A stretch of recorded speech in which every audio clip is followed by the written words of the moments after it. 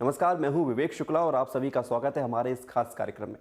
भारतीय वास्तुकला की इस कड़ी में हम अपनी यात्रा की शुरुआत राजस्थान और गुजरात की आकर्षक बावड़ियों की खोजबीन से कर रहे हैं। गुजरात और राजस्थान की शुष्क भूमि में पानी की विकट समस्या है।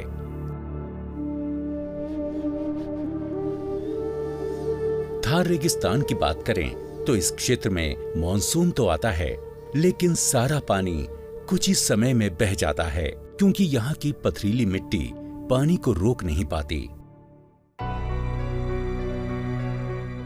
नतीजतन यहाँ के स्थानीय लोगों ने पानी के संग्रहण के लिए अनेक अनूठे तरीके खोज निकाले।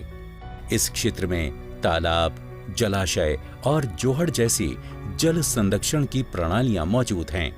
बोरियों की मदद से बनाए गए मिट्टी के छोटे बांध हैं। यहाँ मानव निर्मित अनेक सार्वजनिक कुएं और बावड़ियां हैं। यहाँ हम बावड़ियों के बारे में विस्तार से बात करेंगे। ये वर्षा जल भंडारण की ऐसी अनूठी युक्तियां हैं जो इन क्षेत्रों को पेयजल उपलब्ध करवाती हैं।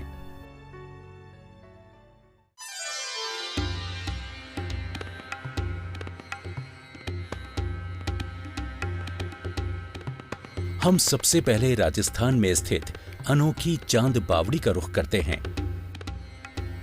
इस ऐतिहासिक बावड़ी का निर्माण 8वीं से 9वीं शताब्दी के दौरान किया गया था।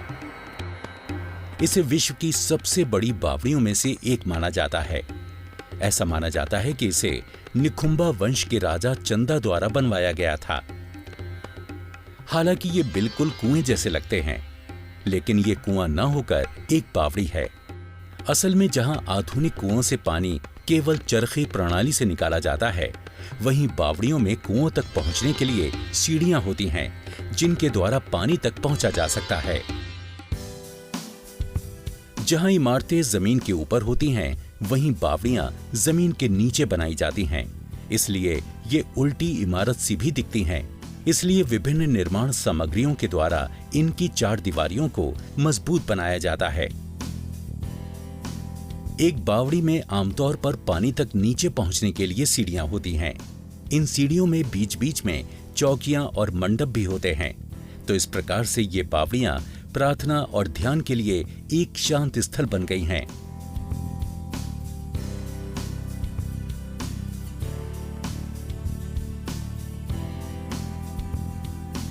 सबसे आरंभिक बावड़ियां लगभग 550 ईस्वी के दौरान की हैं। एक अनुमान के अनुसार केवल गुजरात और राजस्थान में ही 3000 से अधिक बावड़ियां बनवाई गई थीं। बावड़ियों के प्रकार और स्थान के आधार पर उनकी वास्तुकला की कई शैलियां देखने को मिलती हैं। हालांकि इनके दो प्रकार अधिक देखे जाते हैं, एक कदम तालाब और दूसरा कदम बावड़ी। कदम तालाब आमतौर पर चारों ओर से खुला और अपेक्षाकृत उथला होता था। दूसरा कदम बावड़ी एक संकीर्ण शाफ्ट वाली होती थी, जो पूर्ण या आंशिक रूप से सूर्य के प्रकाश से सुरक्षित रहती थी, जिसका निचला हिस्सा अधिक गहरा और गोलाकार होता था।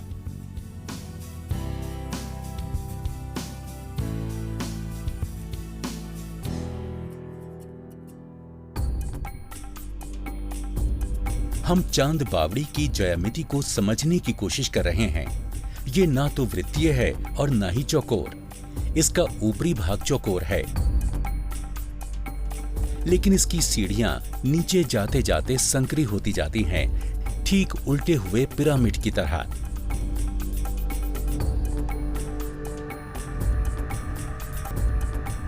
ये संरचना 13 मंजिला गहरी है। दीवारों के साथ 3 तरफ की पंक्तियों में सीढ़ियां हैं।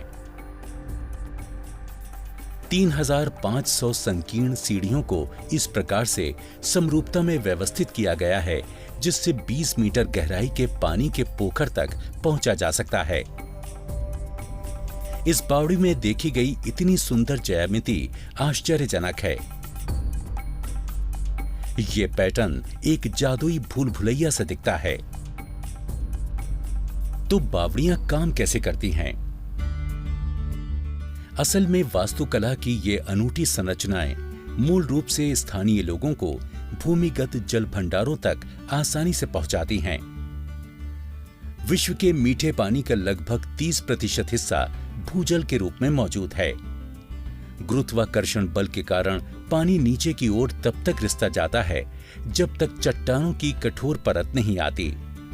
इन चट्टानों से पानी गुजर नहीं पाता। चट्टानों की ऐसी परतों में पानी भरा होता है। इस क्षेत्र को संतृप्त क्षेत्र कहा जाता है।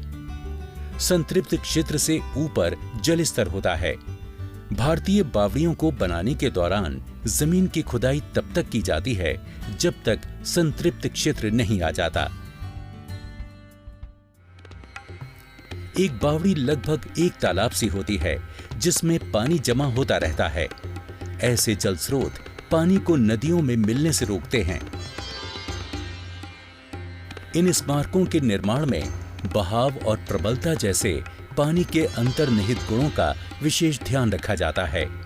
ऐसी जल संरचनाओं के आकार भू आकृति विज्ञान के आधार पर भी निर्धारित किए जाते हैं, जिसके अंतर्गत भूमिगत जल के बहाव और जल विज्ञान की परिस्थितियों पर विशेष ध्यान रखा जाता है।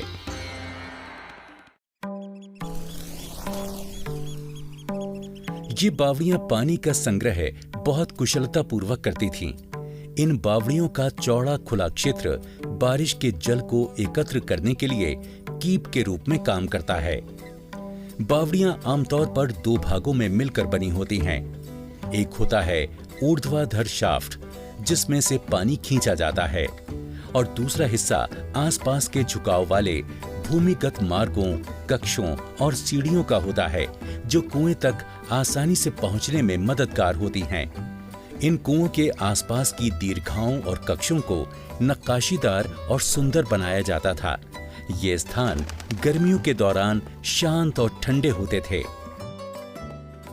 चांद बावड़ी में कुएं के तीनों तरफ सीढ़ियां हैं, जबकि चौथी तरफ एक दूसरे के ऊपर एक मंडप सभागार का निर्माण किया हुआ है।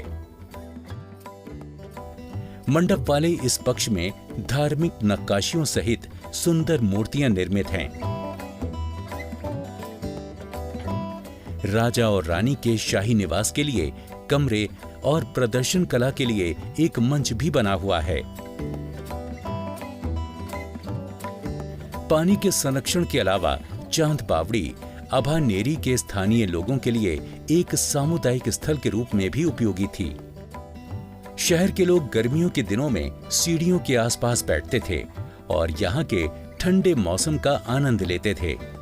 बावड़ी के आधार पर तापमान हमेशा ऊपर के तापमान से 5 से 6 डिग्री ठंडा होता है। हमने भी यहाँ के ठंडे मौसम का काफी आनंद ले लिया है। अब हमें हमारे दूसरे गंतव्य स्थल की ओर चलना चाहिए।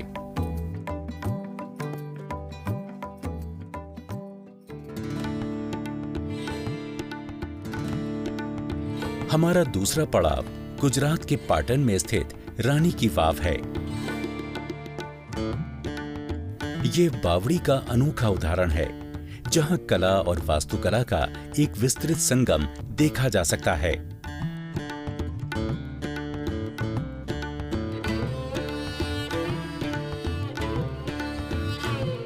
इस बावड़ी का निर्माण 11वीं सदी में विधवा रानी उदयमती ने अपने पति राजा भीमदेव प्रथम की याद में करवाया था।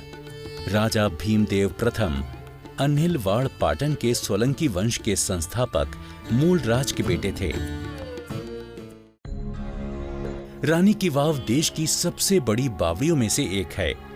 ये बावड़ी करीब 64 मीटर लंबी और 20 मीटर चौड़ी है।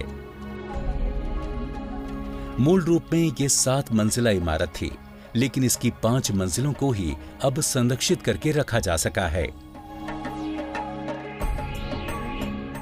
ये जमीन के स्तर पर एक गलियारे के साथ शुरू होती है। इसके बाद 4 मंडपों की एक श्रृंखला है, जो पश्चिम की ओर बढ़ती मंजिलों के रूप में है। इस बावड़ी की भव्य संरचना को देखकर कोई भी आश्चर्यचकित हुए बिना नहीं रह सकता। यहाँ गुणवत्ता युक्त एवं कलात्मक सुंदर मूर्तिकला को देखा जा सकता है। यहाँ धार्मिक, पौराणिक और लौकिक छवि वाली 5,000 से अधिक मूर्तियां और हजारों नक्काशीदार आकृतियां इसकी सुंदरता को बढ़ाती हैं। कुछ भव्य और जटिल नक्काशियों वाली अनुपम मूर्तियों में अप्सराओं की मूर्तियां, विष्णु के विभिन्न अवतारों और देवी महिषासुर का वध करने वाली माता देवी की मूर्तियां शामिल हैं। इसके अलावा वहां रानी की वाव में नीचे कक्ष भी बनवाए गए थे। यहां शाही परिवार गर्मियों के महीनों में आराम कर सकता था। इस बावड़ी का पानी प्राकृतिक एयर कंडीशनर के रूप में काम करते हुए नीचे के तापमान को सतही तापमान से 5 से 6 डिग्री कम रखता था। चारों ओर से देखकर ही हम इस बावड़ी की सुंदरता और बनावट को अच्छी तरह से समझ सकते हैं। इसकी सीढ़ियां आसपास के जलस्तर की निचाई तक हैं। मानसून के दौरान जब जल स्तर अधिक होता है तब पानी ऊपरी सीढ़ियों तक आ जाता है। जैसे ही जल स्तर कम होता है पानी उतर जाता है, लेकिन पानी तक पहुंच हमेशा बनी रहती है। सीढ़ियां इस तरह संकरी बनी हुई हैं जिससे कम से कम पानी भाप बनकर उड़ सके। बावड़ियों के निर्माण की परंपरागत पद्धति में कलात्मक और तकनीकी विशेषज्ञता का विशेष ध्यान रखा जाता था। ब्रिटिश राज के दौरान बावड़ियों के उपयोग और उनकी हालत में गिरावट शुरू हुई थी। उस समय से पंपों और पाइपों का उपयोग अधिक होने लगा, जिससे इन बावड़ियों के महत्व को नजरअंदाज किया जाने लगा। हालांकि बावड़ियां तकनीकी, वास्तुकला और कलात्मक संपन्नता को प्रकट करते हुए भूजल के भंडारण में महत्वपूर्ण भूमिका निभाती हैं, लेकिन आज अनेक राज्यों में इनकी हालत जर्जर हो चुकी है। कई बावड़ियां अब सूख भी चुकी हैं। आज ऐसी बावड़ियों को पुनर्जीवित करने की आवश्यकता है। वर्तमान में जल संरक्षण के प्रयासों में इनका योगदान बहुत महत्वपूर्ण साबित होगा। ऐसे अभिनव जल स्रोतों सहित अनेक भारतीय संरचनाओं के कारण ही भारतीय वास्तुकला की दुनिया में एक अलग पहचान है। यही कारण रहा है कि संयुक्त राष्ट्र शैक्षणिक, वैज्ञानिक और सांस्कृतिक संगठन यानी यूनेस्को ने गुजरात के अहमदाबाद शहर को वर्ल्ड हेरिटेज सिटी की सूची में शामिल किया है। अहमदाबाद शहर को 15वीं सदी में अहमद शाह द्वारा साबरमती नदी के तट पर बसाया गया था। ये शहर वास्तुकला का शानदार नमूना पेश करता है, जिसमें छोटे किले, किलेबंद शहर की दीवारों और दरवाजों के साथ कई मस्जिदें और मकबरे महत्वपूर्ण हैं।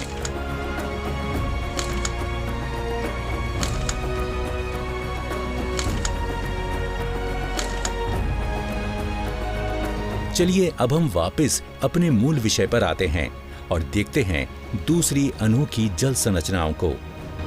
इन जल स्रोतों में से अभी भी कई उपयोगों में से हैं। इनमें से सामान्य बात यह है कि ये सभी जल विज्ञान की गहरी समझ को दर्शाते हैं। तो देखते रहिए।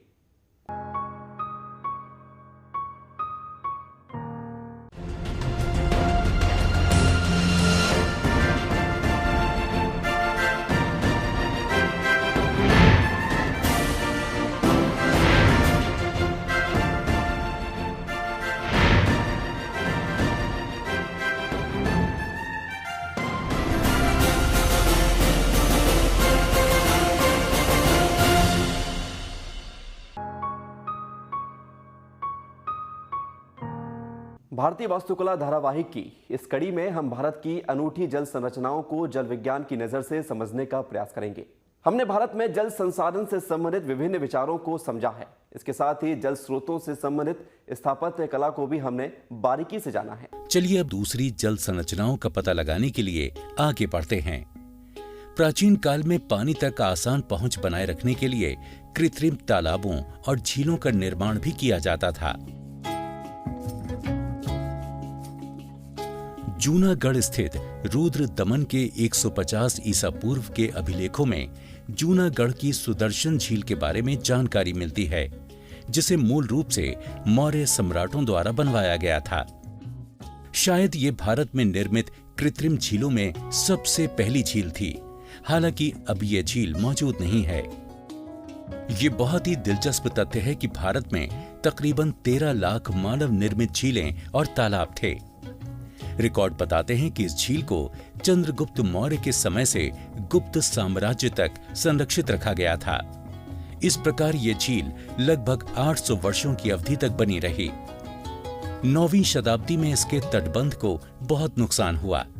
झील की लगभग 100 फीट मोटी दीवार ढह गई थी, जिसके कारण इसमें पानी नहीं भर पाता था और इस तरह ये झील सूख गई। आइए अब हम उस तालाब की ओर चलें जो अभी भी अस्तित्व में है। इसके लिए हम मध्य प्रदेश की राजधानी भोपाल की ओर रुख करते हैं। भोपाल की झीलें इस शहर की पहचान हैं। असल में इस शहर को इसका नाम भोजपाल से मिला है, जिसका अर्थ है राजा भोज का बांध। यही इस शहर में सबसे बड़ी झील है। यही तालाब बड़े तालाब के नाम से भी प्रसिद्ध है। इस शहर में 40% जल आपूर्ति इसी तालाब से होती है। इसका निर्माण राजा भोज द्वारा 11वीं सदी में करवाया गया था। बड़ा तालाब और छोटा तालाब दोनों मिलकर भोज नम भूमि क्षेत्र बनाते हैं। बड़ा तालाब यकीनन भारत में सबसे पुरानी मानव निर्मित कृत्रिम झील है। आइए अब समझते हैं कि कृत्रिम झील किस तरह से काम करती हैं। किसी झील को बनाने का सबसे सामान्य तरीका यह है कि किसी घाटी में नदी या झरने पर बांध का निर्माण कर दिया जाए। नदी का पानी बांध के पीछे जमा होकर एक जलाशय का निर्माण करता है। पहाड़ी घाटियां प्राकृतिक दीवारों के रूप में कार्य करती हैं। इसके अलावा मजबूती प्रदान करने के लिए बांध को संकरे क्षेत्र में भी बनाया जाता है। बड़े तालाब के मामले में राजा भोज के इंजीनियरों ने बेतवा नदी की सहायक नदी कोलन के किनारों पर मिट्टी का बांध बनाया था। यहां से निर्जन बांध को निचली पहाड़ी की एक ठोस चट्टान से काटा गया। इसकी ये स्थिति उस समय के इंजीनियरों की व्यवहारिक क्षमता का प्रमाण प्रस्तुत करती है। किसी भी छोटी सी गलती से पूरा बांध ढह सकता था, क्योंकि यहां दोनों किनारों को पत्थरों से भरा गया, खाली स्थान को मिट्टी से भरा गया था, ताकि बांध की दीवार पानी की भारी उथल-पुथल का सामना कर सके। 1965 में भोपाल के बड़े बांध के दक्षिण पूर्वी कोने में 11 जलमार्गीय दरवाजों के एक सेट का निर्माण कराया गया, जिसे भदभदा बांध का नाम दिया गया था। इसका उपयोग झील से कालिया सोट नदी तक के पानी के प्रवाह को नियंत्रित करने के लिए किया जाता है। ये बांध बड़े तालाब से पानी के अधिक बहाव को नियंत्रित करता है। छोटे खान द्वारा छोटा तालाब या निचली झील को बाद में बनाया गया था। इसे बड़े तालाब के पानी को बहने से रोकने के लिए बनाया गया था। ये तालाब आरंभ से ही पेयजल के स्रोत बने। आज ये तालाब अपनी जैविक और वनस्पतिक विविधता के कारण नम भूमि क्षेत्र के रूप में भी विकसित हो गए हैं।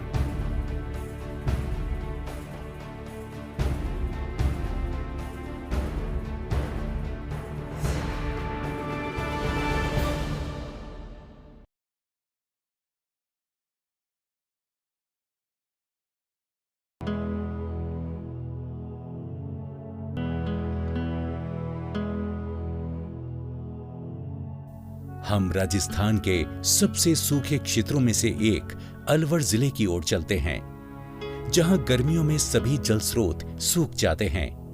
पानी के लिए लोगों को दूर दूर तक जाना पड़ता है। हालांकि स्थानीय लोगों ने अपने सूखे गांवों को बचाने के लिए प्राचीन तकनीक को फिर से पुनर्जीवित किया है। पहले क्षेत्र में कई जोहड़ बनाए जाते थे, जो मिट्टी और चट्टानों से बने अर्धचंद्र आकार के बड़े बांध होते हैं। 1500 ईसा पूर्व से बनाई जाने वाली इन प्राचीन संरचनाओं का मुख्य उपयोग मानसूनी बारिश के बहाव को रोकने के लिए होता था। इसके अलावा जोहड़ जमीन में पानी के रिसाव में मददगार साबित होकर जल स्तर भी बढ़ाते थे।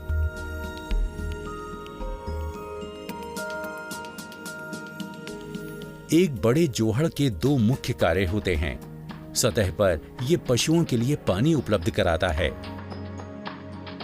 लेकिन इनकी सबसे महत्वपूर्ण भूमिका सतह से नीचे होती है। पानी को सहेजे रखने के साथ ही ये मिट्टी के द्वारा जमीन में पानी का रिसाव भी करते हैं। ये लगभग 1 किलोमीटर तक के जल भंडारण क्षेत्र को रिचार्ज करते हैं।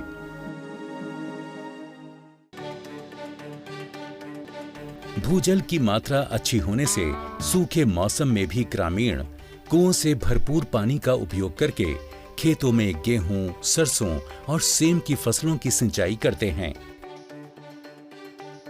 इन विशाल संरचनाओं के साथ सबसे बड़ी समस्या पर्याप्त जनशक्ति की आवश्यकता संबंधी होती है।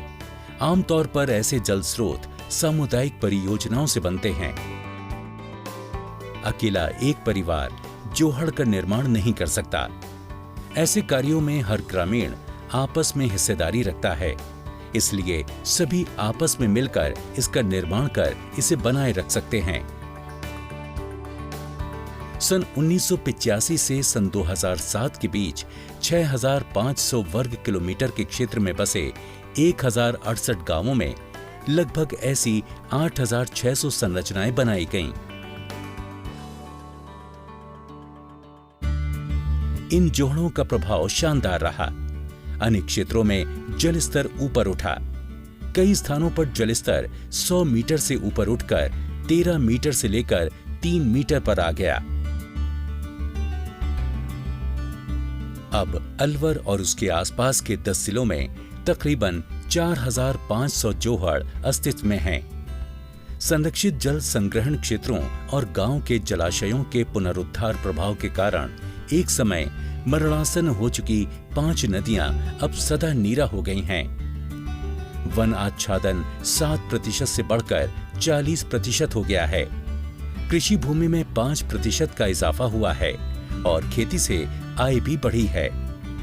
और अब महिलाओं को पानी लाने के लिए गांव से दूर जाने की जरूरत नहीं रही है।